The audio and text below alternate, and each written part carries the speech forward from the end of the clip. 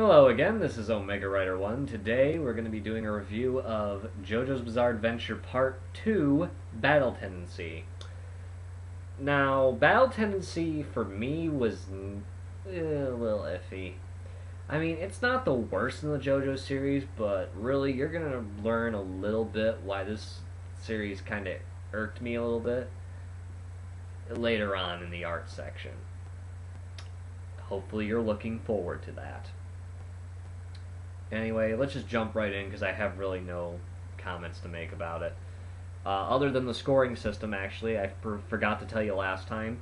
For manga, since there's no voice acting and no real sound to it, I have to cut out both of those factors and increase the value of characters and art in order to make a more holistic approach, or at least to get the same rating system as I did for anime. So now that that's cleared up, we can begin. Plot. Many years after Jonathan and his adopted brother Dio sank beneath the waves of the Atlantic, Robert E.O. Speedwagon traveled to America where he struck it rich drilling for oil. Using his vast fortune, he created the Speedwagon Foundation, dedicated to researching the stone mask and its origins. At a dig in Mexico, Speedwagon and his team come across a man trapped in a pillar of stone and surrounded by stone masks. With him is Straits, a student of Ripple Master Tom Petty from the previous story, who lent his strength in the battle with Dio. Longing for eternal youth and power, Straits kills everyone except Speedwagon, using the stone mask to turn himself into an immortal vampire. However, the pillar begins to absorb the blood for the men Straits killed. Meanwhile, in New York City, Arena Pendleton lives there with her grandson, Joseph Joestar, an angry youth who beats up several people, harassing a young African-American boy, and demonstrates that he has natural control of the Ripple. It doesn't take long for news of Speedwagon's supposed death to reach Arena and Joseph, who vows to beat the crap out of him if he finds out he's still alive. However, mourning doesn't last long as Straits appears, trying to kill Joseph. After a long, arduous battle, Straits tells Joseph that Speedwagon is still alive before overloading his own body with Ripple energy. Joseph travels to Mexico and manages to find a secret underground facility controlled by the Nazis, led by Rudolf von Stroheim, a Nazi officer. Speedwagon was discovered by the Nazis and taken care of as they prepared to experiment on the man in the pillar, christened Santana by Stroheim. Santana soon awakens and learns abnormally fast, even managing to escape from the holding chamber so fast that the observers couldn't see him. Santana wreaks havoc on the Nazis and proceeds to fight Joseph, who manages to defeat him by exposing him to sunlight and pumping his body full of ripple energy. It's after this battle that it is revealed that there are 3 more Pillarmen in Europe, and that if the encounter with Santana taught them anything, it was that these 3 could be even bigger threats. So Joseph agrees to undergo Ripple training in Italy, where he meets Caesar Antonio Zeppeli, the grandson of William Antonio Zeppeli, who bears a grudge against the Joestar family for his grandfather's sacrifice. Unfortunately, Joseph and Caesar end up being present when the Nazis awaken the 3 remaining Pillarmen, Wham, AC/DC, and Cars. It is revealed that they are seeking the Redstone of Asia. I had to pronounce that in the actual written portion. Specifically a Super Asia, a stone that can render them invulnerable to sunlight and turn them into the ultimate life forms with the help of a special stone mask. Against them, Joseph is powerless, but he manages to trick them into sparing him for 1 month. In this time, he promises to be stronger than the Pillarmen. Accepting the challenge, Wham and AC/DC place wedding rings in his body filled with a poison that will be released into his bloodstream if he can't defeat them and obtain the antidotes before the month's time is up. Knowing he'll have to train, Caesar introduces Joseph to Lisa, his master, who puts the 2 through brutal training regimens. Over time, it's shown that Lisa is in possession of the Redstone of Asia and has sworn to protect it against the Pillarmen. However, AC/DC finds out about this and plans to take the stone back to Cars and Wham.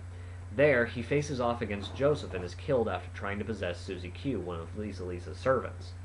Angry at the death of their dear friend, Cars and Wham swear vengeance on Joseph.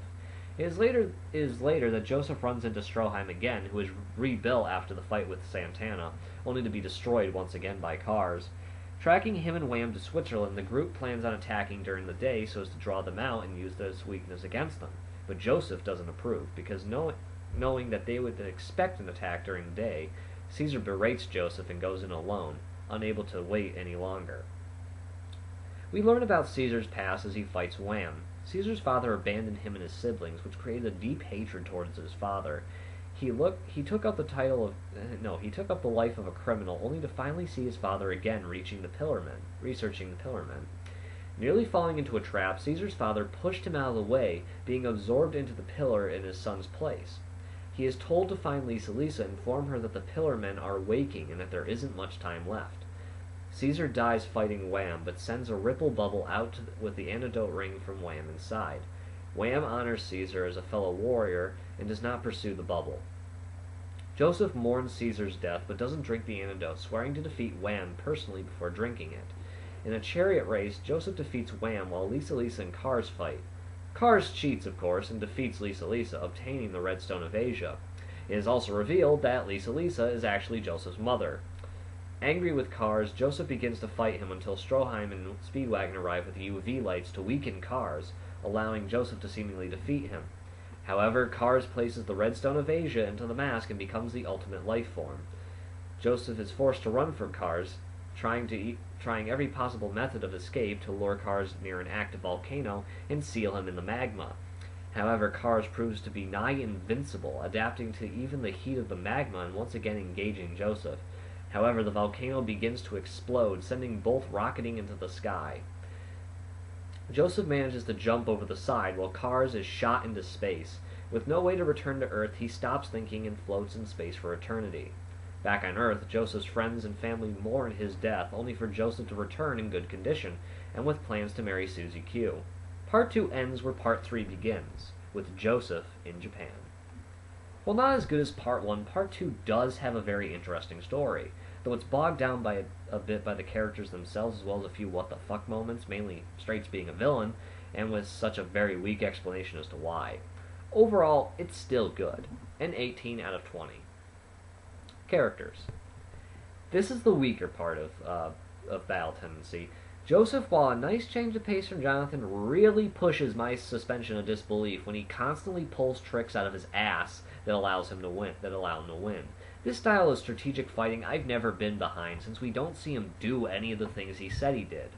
Meanwhile, Stroheim and several other hero side characters are bland or dull in the execution, though props go to Caesar Zeppeli, who actually had a bit of depth to his character and a dynamic shift from the womanizing asshole to trusting friend. The villains are not as impressive, with the exception of Wham. Cars and AC/DC and Santana are just either stereotypical or insipid. Wham, on the other hand, was a very sympathetic villain who I actually enjoyed his personality as he played off of Joseph very well. A 15 out of 20. Art. There are a lot of naked men. I'm serious. Straits and the Pillarmen seem to love showing off their Hokuto no Ken-esque physiques, but it was obvious female fanservice, so I instantly began to dislike the designs. Overall, most of the manga style is recycled from the original in terms of the characters' appearances, though clothing is visibly more modern since this takes place in like World War II anyway. A 7 out of 10. Overall, not bad, but the execution of many things in this part were poorly handled.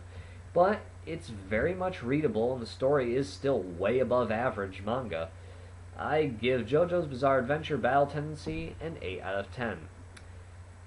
Stay tuned for next time as I review the most popular JoJo manga and OVA in the entire series, Stardust Crusaders. This is Omega Rider 1, and I'll be seeing you later.